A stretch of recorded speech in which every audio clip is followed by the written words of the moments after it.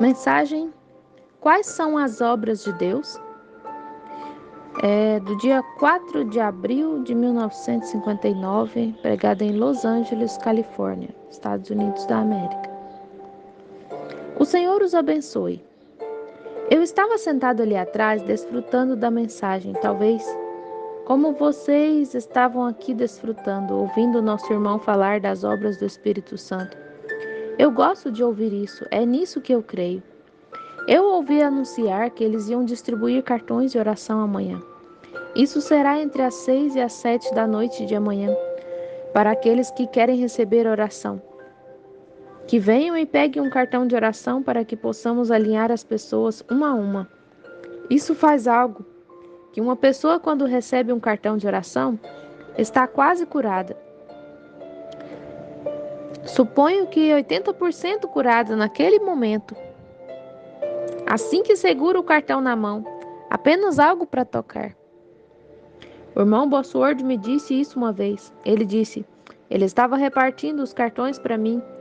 E é meio difícil para um ministro fazer isso, você sabe, porque ele tem muitos amigos. E ele disse: quando você entrega um cartão, continuou, a pessoa está 80% bem naquele momento. Assim que pega esse cartão, ela já está a ponto de experimentar a cura. Isso me faz lembrar de uma vez, creio que foi na Geórgia. Havia uma pequena dama e o auditório estava lotado, e havia uma pequena mulher sentada no banco da frente, uma típica mãezinha sulina. Ela se compadeceu de uma mulher andando por ali com um bebezinho nos braços, e não havia nem mesmo espaço suficiente para as pessoas ficarem em pé. Então ela pensou que essa era a razão de sentir tanto pela pequena mulher. Assim disse: o Espírito Santo lhe disse: vá, ore pelo bebê. Oh, ela respondeu: seja o que for isso que falou comigo, não vou orar por esse bebê. Essa mãe está segurando um cartão de oração que ela acabou de receber. O irmão Branham estará orando por esse bebê hoje à noite se ele for chamado na fila de oração. E continuou: eu nunca iria orar por esse bebê. O Espírito Santo disse: vá, ore pelo bebê. Isso ficou tão forte em seu coração que ela não conseguiu evitar essa convicção. Então, depois de um tempo, ela pensou: bem, eu cederei meu assento a essa mulher para que ela possa se sentar com o bebê, o que me dará a oportunidade de talvez tirar isso da minha cabeça. E então, você sabe, é sempre melhor obedecer ao que o Espírito Santo diz para fazer. Não replique, só obedeça. Você pode não entender o porquê, mas faça-o de todos os modos. Se é o Espírito Santo, Deus está sempre certo. Então, quando a pequena mulher passou novamente, ela se levantou e disse: irmã, perdoe-me. Disse: vejo que você tem um bebê doente aí. Ela respondeu: sim, ele está muito mal. Eu esqueço qual era o problema dele agora. Ela continuou: ele está muito doente, e acrescentou: o trouxemos para, talvez, quem sabe, o irmão Branham ore por ele. Disse: vejo que você está com um cartão de oração. Ela confirmou: sim, eu espero que eu seja chamada na fila de oração nessa noite. E indagou: querida, você seria... Visto que você é uma cristã, você me daria a oportunidade de aliviar a minha alma de um peso que o Espírito Santo está colocando sobre mim? Ela respondeu: bem, vá em frente, o que é? Afirmou: o Espírito Santo quer que eu ore pelo bebê. Interrogou: você se importaria se eu orasse para tirar isso da minha mente? Prosseguiu: estou te observando há cerca de meia hora. Concluiu: se me deixar fazê-lo, te darei meu lugar aqui. Ela respondeu: bem, você não precisa me dar o seu assento, querida. Disse: certamente, ore pelo bebê. E a pequena mãe colocou as mãos sobre o bebê e disse apenas umas poucas palavras, numa oração simples, e ela lhe deu o assento e subiu para a galeria. Oh, talvez algo assim como cerca de 2 ou 3 acima.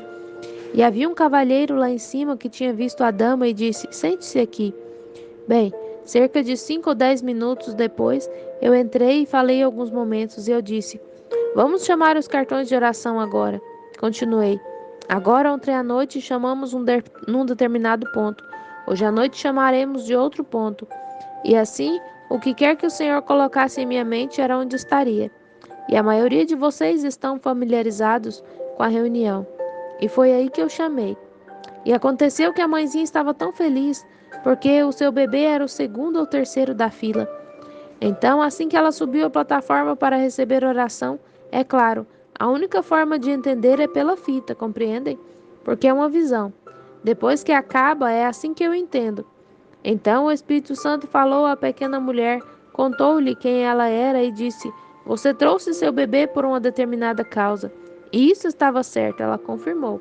Mas declarou: O bebê já foi curado. A bênção está sobre o bebê.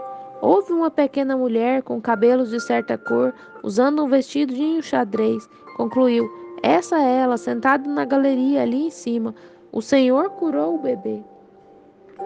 Você vê como o Espírito Santo trabalha? Essa mulher pensou que porque eu era um evangelista, que eu tinha o poder de operar a cura e deveria ser eu. Mas vejam bem, eu não poderia ter compaixão daquele bebê como aquela mãe. E o Espírito Santo não escolheu a mim para orar pelo bebê, escolheu a pequena mãe para orar pelo bebê. E Deus honrou e curou o bebê e ele ficou completamente são. Recebemos seu testemunho. Vem, vale a pena obedecer. O que o Espírito diz para fazer, faça-o rapidamente. Agora, hoje à noite ouvi do irmão Duplessis que eles ainda não distribuíram os cartões de oração, mas eles... Posso explanar um pouco sobre isso para que quando iniciarmos o culto, vocês saibam o que fazer e o que for sobre isso. Antes disso, para minha parte no culto, vou vigiar o relógio e não vou retê-los por muito tempo. Vamos inclinar as cabeças por um momento para a oração.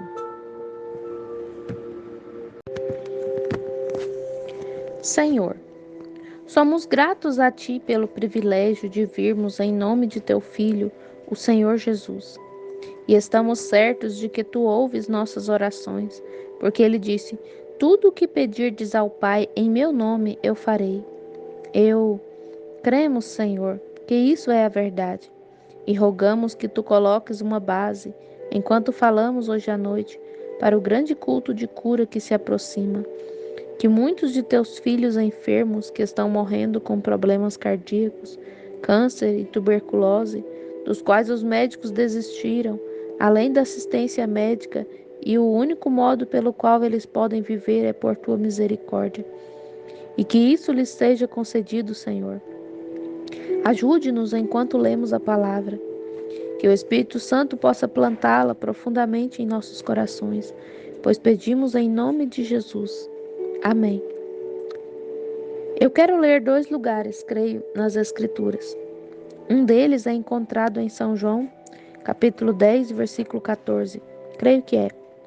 Perdoe-me, versículo 37, Jesus falando. Se eu não faço as obras de meu Pai, não creiais em mim. E em São João 14, 12, Jesus falando: em verdade vos digo, que aquele que crê em mim, também fará as obras que eu faço.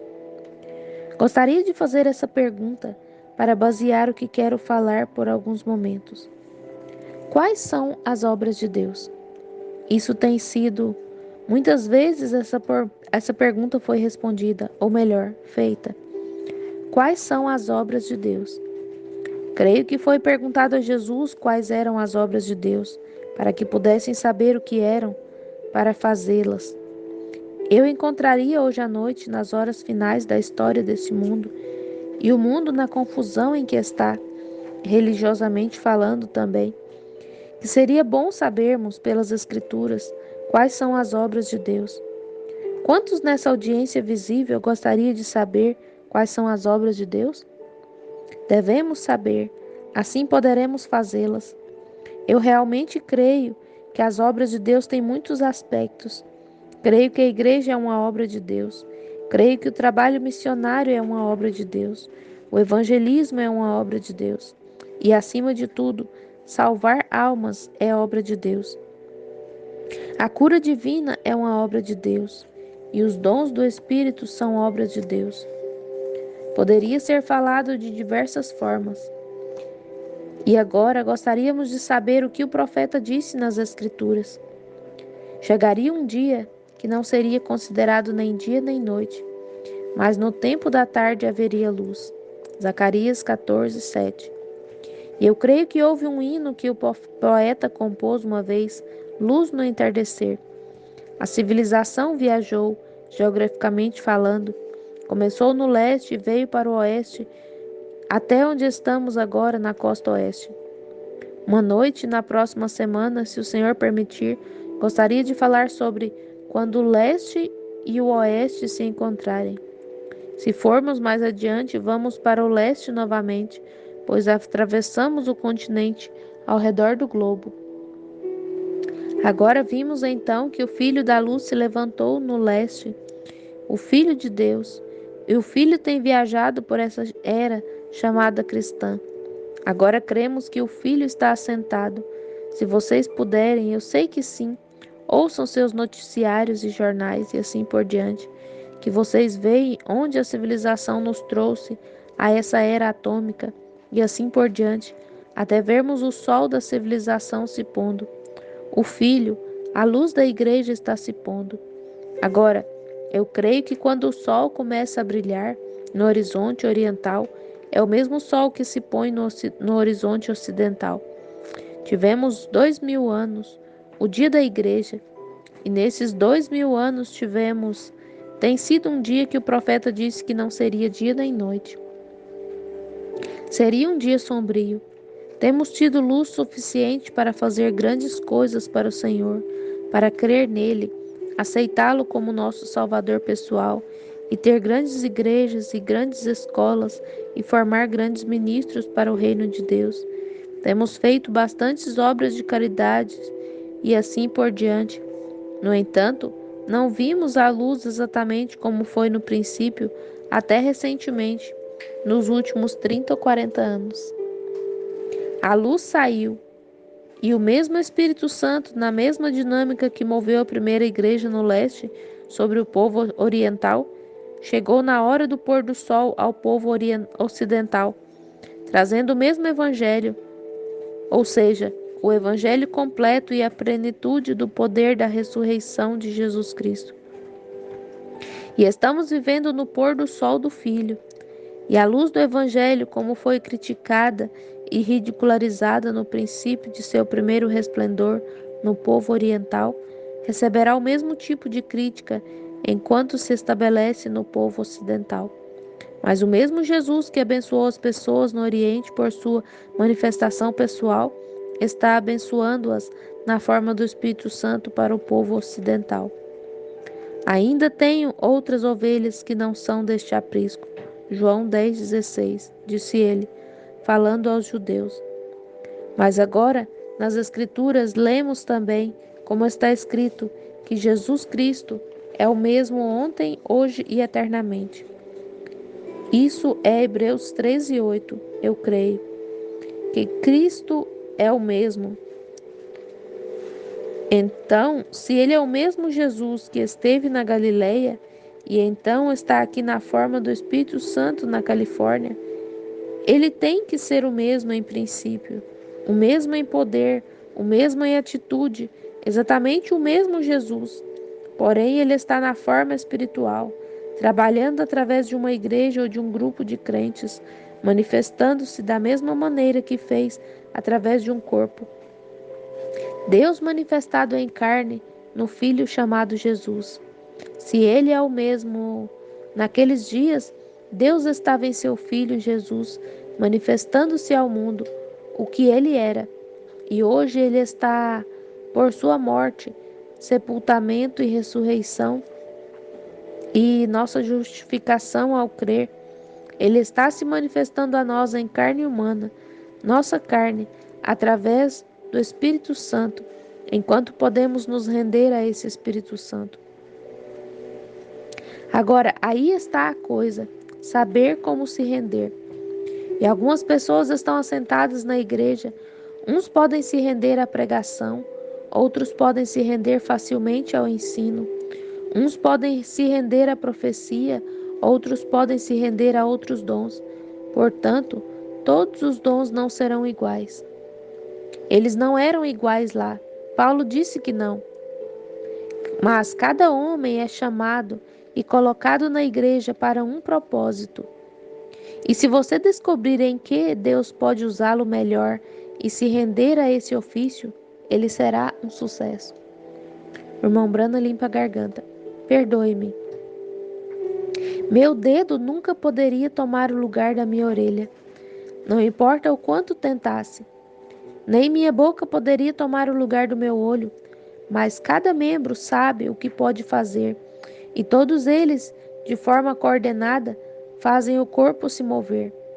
Se essa igreja tão somente pudesse ver isso, se vocês tão somente pudessem ver, se requer coordenação, requer-se cooperação de todo o corpo de Cristo. Vocês, metodistas, batistas, católicos, pentecostais, seja o que for, estamos divididos em formas de denominação, mas em espírito, no coração e nos princípios, nunca deveríamos estar divididos. Devemos sempre ser um. Os homens podem diferir de mim, quase todos eles o fazem, mas isso não me detém. O amor pelo irmão, ele está fazendo o melhor que pode, e talvez Deus esteja querendo que ele faça isso. E se ele quer que ele faça dessa maneira, tudo bem. Talvez um ore pelos enfermos, os faz passar pela fila impondo-lhes as mãos, o outro os unge com óleo, seja o que for que Deus o tenha chamado a fazer. Tudo certo. Isso é maravilhoso.